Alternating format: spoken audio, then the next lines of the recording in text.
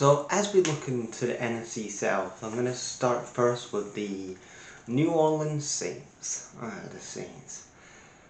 The dumpster fire that is.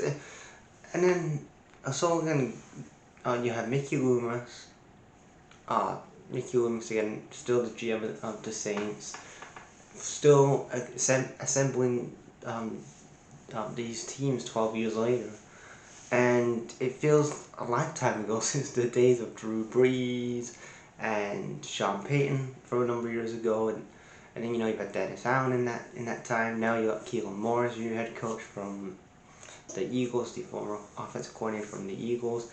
So again, going into this draft, you needed a quarterback, you needed an edge, offensive tackle, wide receiver, cornerback, tight end, defensive line, inside linebacker, inside linebacker. You needed a lot of things. But I look at this draft here, the draft approach for the Saints. First, they draft Kelvin Banks Jr., offensive tackle from Texas. Again, I've seen his tape. I think he's really pretty impressive. Definitely going to be a day one starter in my opinion on that offensive line. Then the second round pick, you go for Tyler Stell, quarterback from Louisville, which I don't understand this draft pick. Again, getting a quarterback, you could have got Shedeur Sanders in the second round. You could have gone for a Jackson. You could have gone for Shedeur Sanders in the second round. I don't understand going for a Tyler Stell. Is he going to be the starting quarterback for the Saints in 2025? The guy is 26 when the NFL season starts. There is no upside in Tyler Stell being as a rookie, especially when he's 25, going to be 26 when the season starts. And he was a backup in Oregon to Justin Herbert back in 2018. That's how long this kid's been how long he's been in college. He's 2 years younger than me. So, you know what I mean? Like, what are we doing here? It's like, I have no idea. Tyler Stell, but again, you've got Derek Carr. The draft approach here, Mickey Loomis forming this team. Yeah, good luck, Keelan Moore. Again, you got yourself a new head coach, but you don't change the GM, and you give him again. Tyler Stell went ahead of Shedeur Sanders, and people say, "Oh, maybe Shedeur has an edge." Maybe, but is he? He's better than Tyler Stell. He's better than Dylan Gabriel. Then they draft. Then the third round draft was Vernon Borton,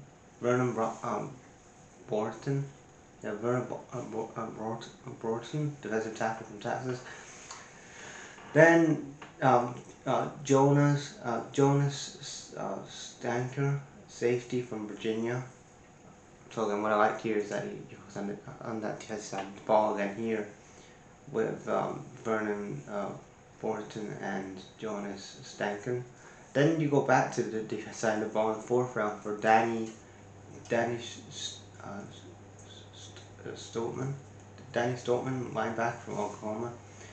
And then you go back to back here with a cornerback with Quincy Riley, cornerback from Louisville. Then you trade away a pick in the fifth round to the Commanders.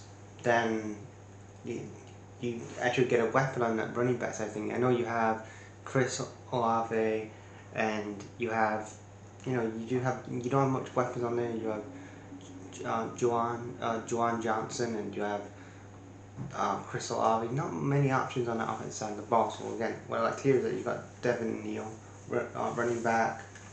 You focus on that on the running side of the running side of the game.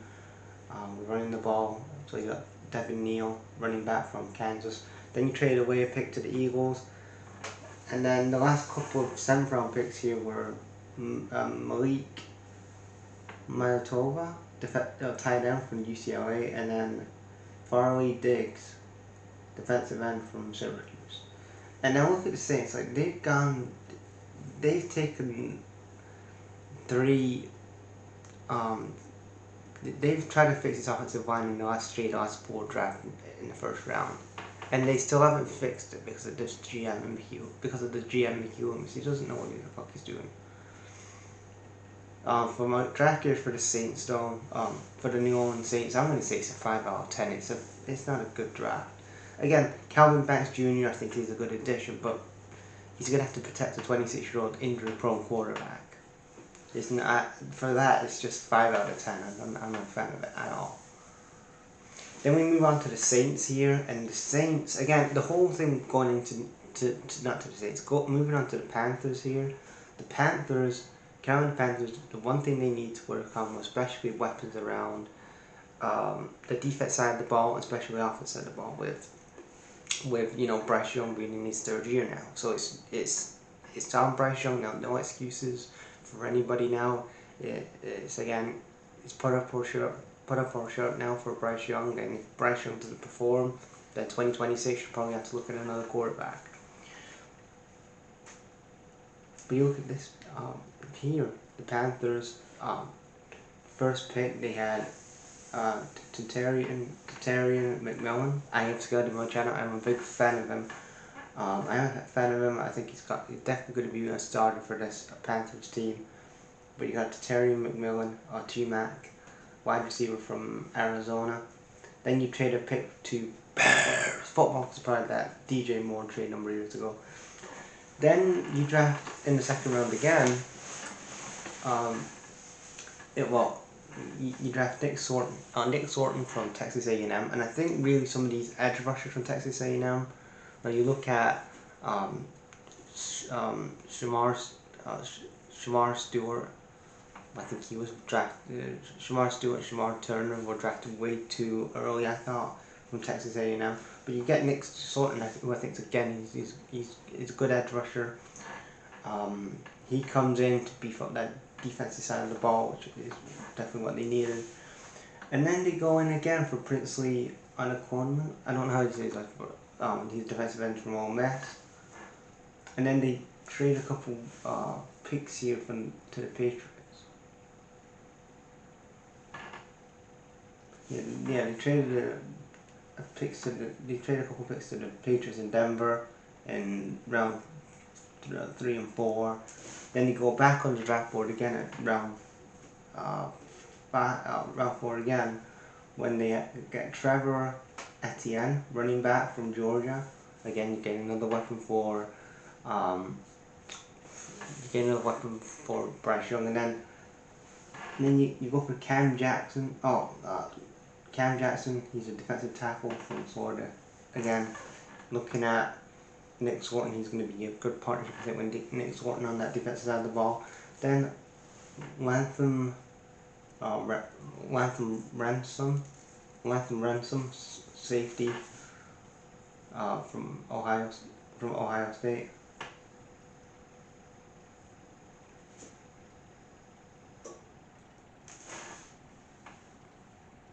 And then they draft a couple more picks out to the Patriots and the Ravens, and then they draft Jimmy Horton, wide receiver from Colorado,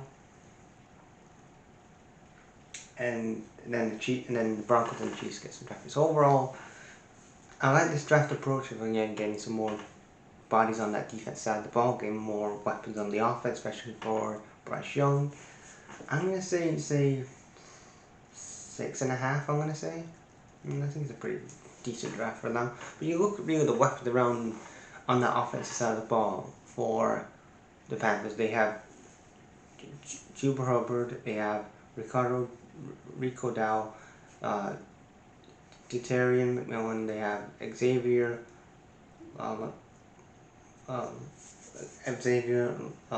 they have and Adam Thielen, they have Jalen Coker, and then Tommy Tremble. So again, they have some pretty good weapons on the offensive side of the ball, and it's just down to it's down to Bryce Young now. It's he's got to put his money where his mouth is for Bryce Young, and no excuses.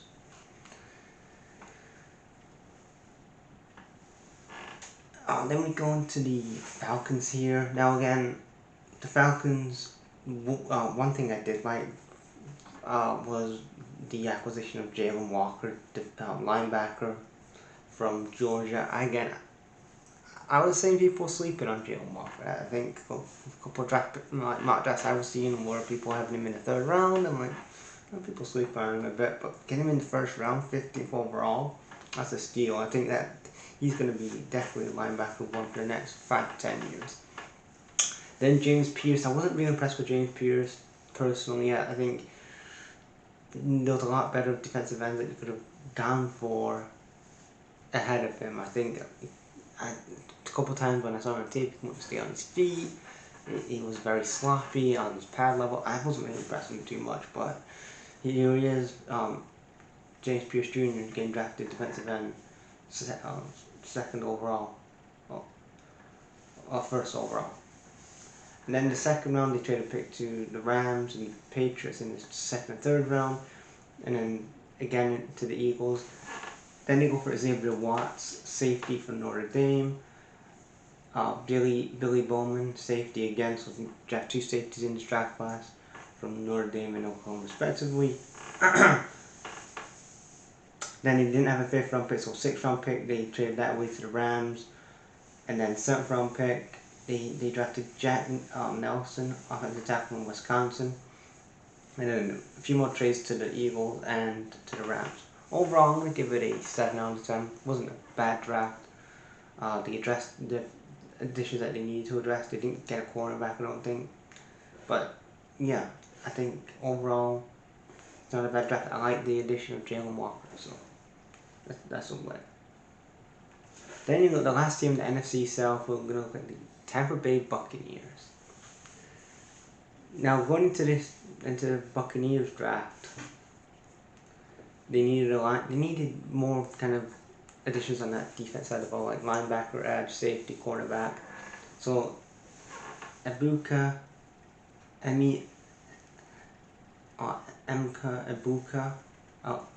so they got Ibuka, wide receiver from Ohio State, which again, you're looking at that wide receiver option with Chris Goodwin and all those guys. Again, maybe one of them are going to go, who knows, but Mike Evans and stuff like that. So again, he's probably going to be under the Mike Evans winning tree, but not a bad addition of wide receiver. Then they go back for in the 2nd round for Benjamin Morris, cornerback from Notre Dame.